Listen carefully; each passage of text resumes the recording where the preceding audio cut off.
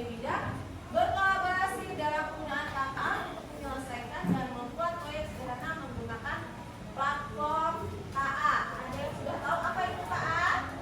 Yaitu kecerdasan artifisial. Oke, ibu mau tanya, pernah nggak kalian sadar bahwa AI sudah membantu kalian dalam kehidupan sehari-hari? Dalam hal apa? Pembelajaran. Selain dalam pembelajaran, di pembelajaran itu kalian ngapain aja? Mencari informasi. Selain dalam bidang pembelajaran, ada lagi yang lain? Dalam kehidupan kalian sehari-hari yang berkaitan dengan KA.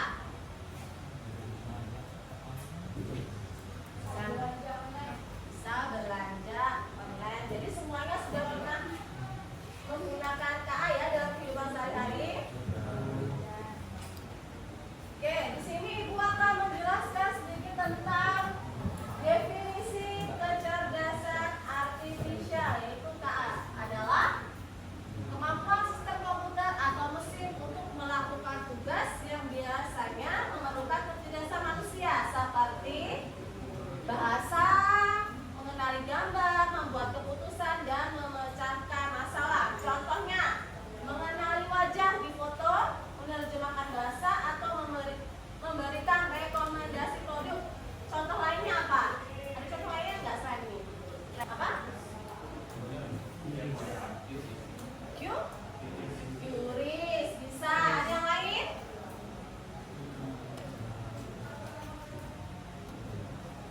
Selain Qris di dalam KA untuk apa? Untuk sistem pembayaran.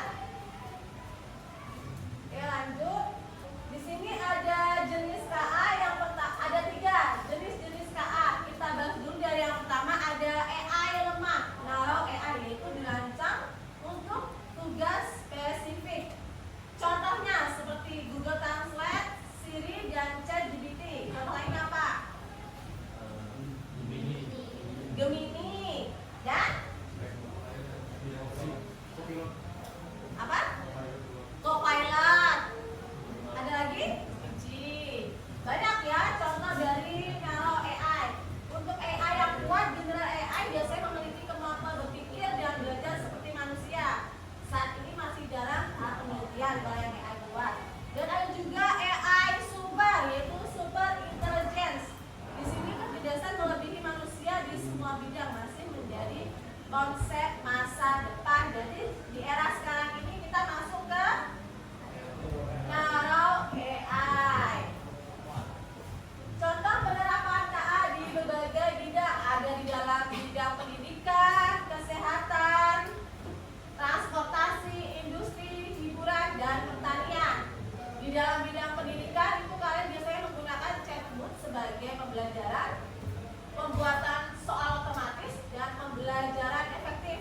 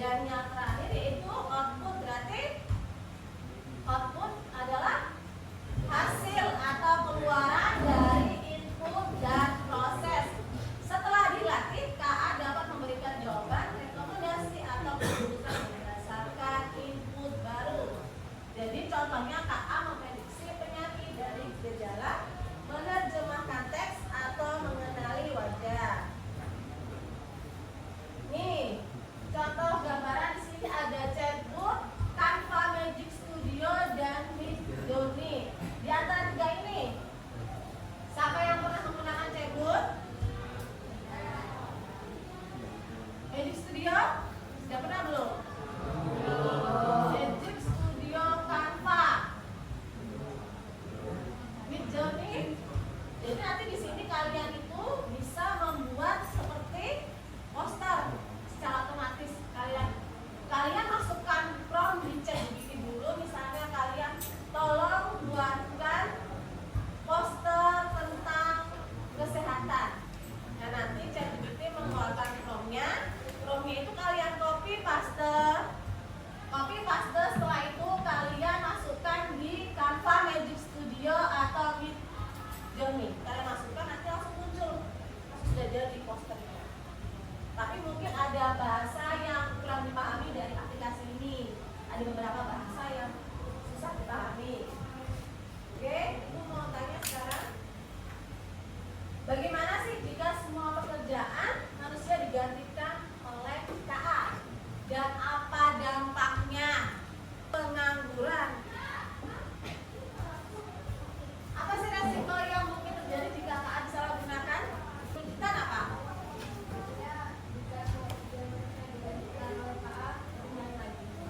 Dampaknya itu ya seperti yang saya bilang tadi, banyaknya jumlah pengangguran dan manusia itu juga tergantungan oleh KA sendiri. Dan resiko yang terjadi jika mereka disalahgunakan, kebocoran data di suatu negara itu akan terjadi. Kemudian kriminalitas itu juga bakal meningkat.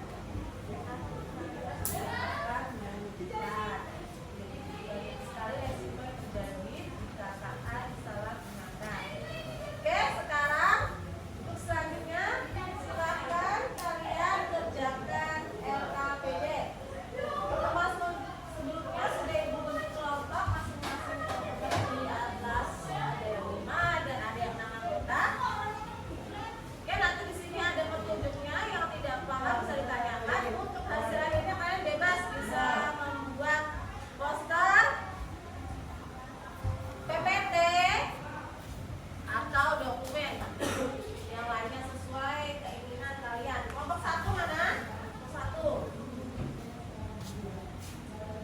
1. Kelompok 2.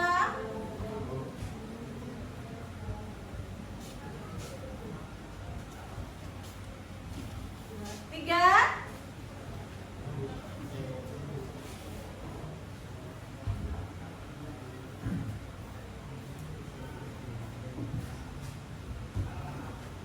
Empat.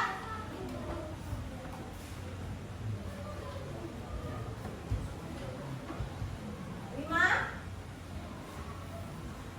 Langsung dikerjakan ya, kalau ada yang tidak paham bisa ditanyakan. 6.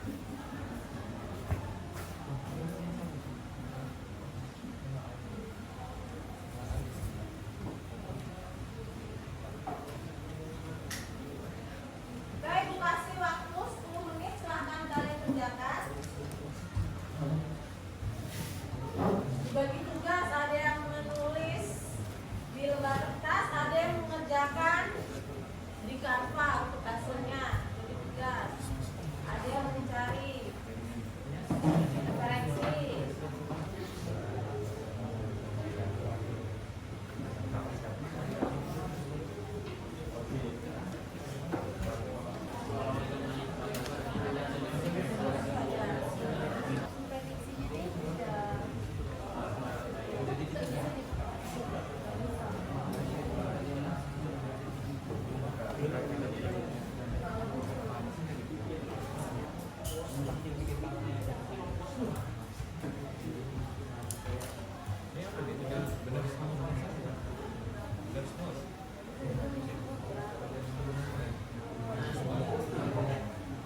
Ambilin yang biru pada.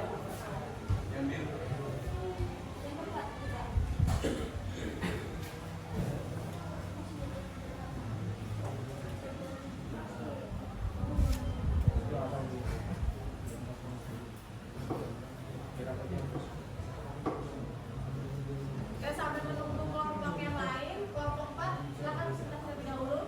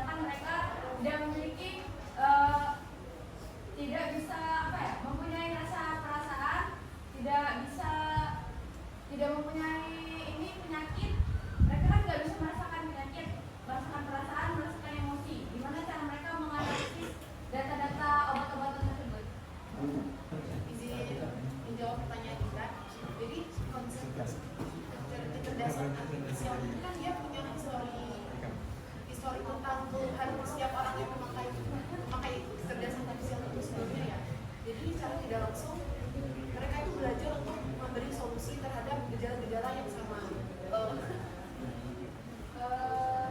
Yang saya tanyakan tuh kenapa mereka bisa tahu rekomendasi obat-obatan tersebut, padahal mereka kan nggak bisa merasakan efek obat itu sendiri karena mereka hanya kecerdasan artifisial, bukan manusia. Jadi itu jawab pertanyaan dari Dita tadi. Sebenarnya yang dijelaskan sama Ade itu sudah menjelaskan salah satu faktor mereka bisa mengetahui sasaran solusi untuk gejala yang kita berikan. Jadi yang pertama tuh mereka mengumpulkan data. Cara mereka mengumpulkan data itu dengan cara dilatih dengan jutaan catatan medis. Jadi dari jurnal penelitian, hasil uji klinis, dan panduan resmi dari lembaga kesehatan. Nah, yang selanjutnya itu ada pengenalan gejala. Jadi mereka belajar mengenali hubungan antara gejala, hasil tes laboratorium, diagnosis, dan obat yang biasanya diberikan. Misalnya, kecerdasan intelijen itu tahu bahwa tekanan darah tinggi dan riwayat diabetes sering diobati dengan obat tertentu karena pola itu muncul berulang dalam data medis. Dan selanjutnya, pencocokan kasus ketika ada pasien dengan gejala tertentu itu dicocokkan melalui informasi dengan basis pengetahuan yang sudah dimiliki untuk menentukan obat atau terapi yang statistikanya paling efektif untuk kondisi tersebut. Yang selanjutnya, rujukan ke sumber terpercaya. Jadi KA ini tuh tidak menebak obat, melainkan merekomendasikan berdasarkan bukti ilmiah yang telah ada sebelumnya, lengkap dengan dosis dan peringatan efek samping sesuai data resmi. Nah, itu jawaban dari kami. Baik, terima kasih. Sekian dari presentasi kami. Wassalamualaikum warahmatullahi wabarakatuh.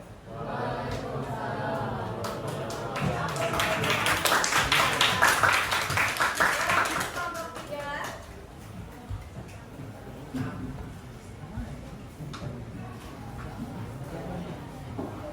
Untuk ketiga kelompok hari ini sudah selesai, jadi semua pertanyaan kelompok sudah terjawabkan.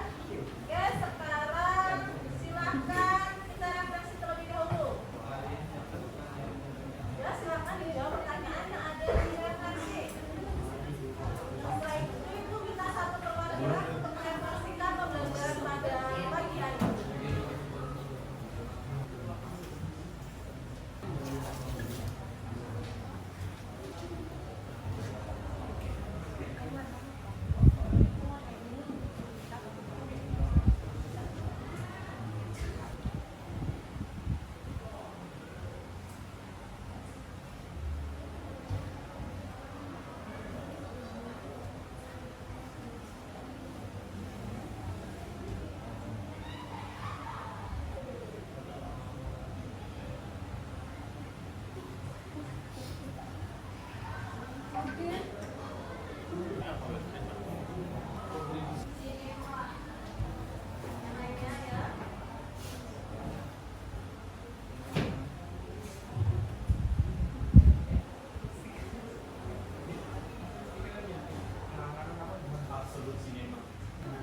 Refleksi kita pada hari ini.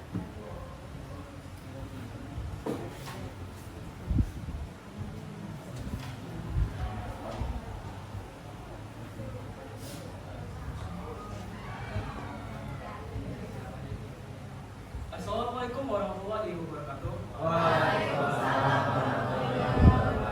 Halo semuanya, pagi ini saya ingin menyampaikan tentang refleksi pada pagi hari ini tentang teknologi.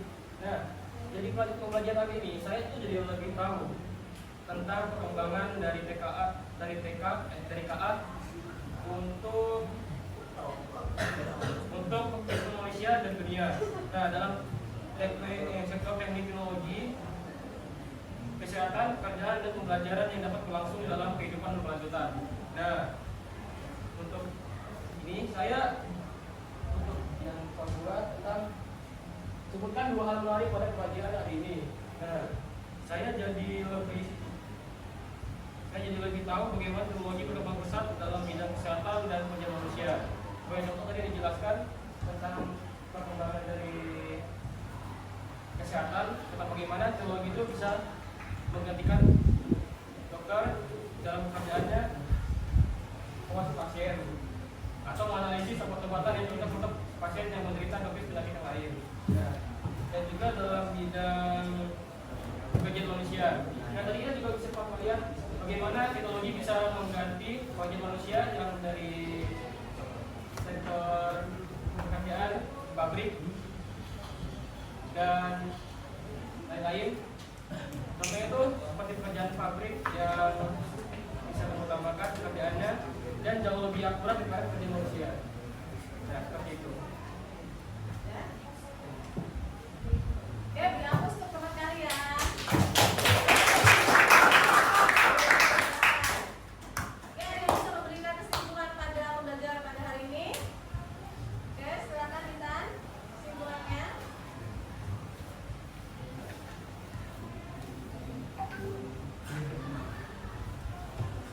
Oke, saya akan memberikan kesimpulan dari hasil pelajaran yang kita dapatkan hari ini. Kesimpulan yang pertama, kita itu dapat dan sudah mengetahui apa sih pengertian KA, kemudian jenis-jenis KA, mulai dari KA lemah, KA kuat, dan KA super. Kemudian untuk penerapan spesifik dari KA tersebut, kita memiliki beberapa penerapan KA di bidang pendidikan, kesehatan, transportasi, industri, serta hiburan.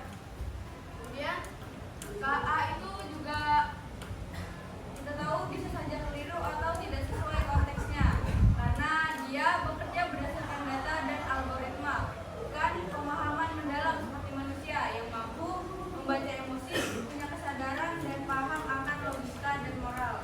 AI atau KA juga selalu menawarkan probabilitas atau kemungkinan suatu kejadian yang akan diberikan di masa mendatang. Oke, dihapus untuk.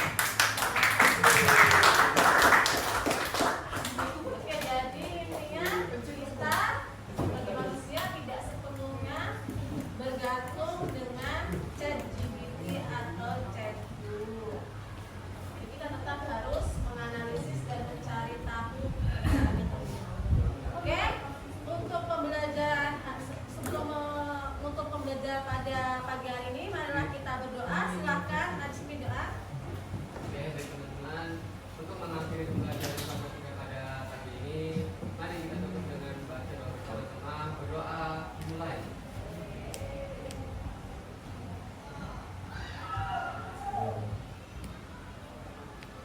Itu saya.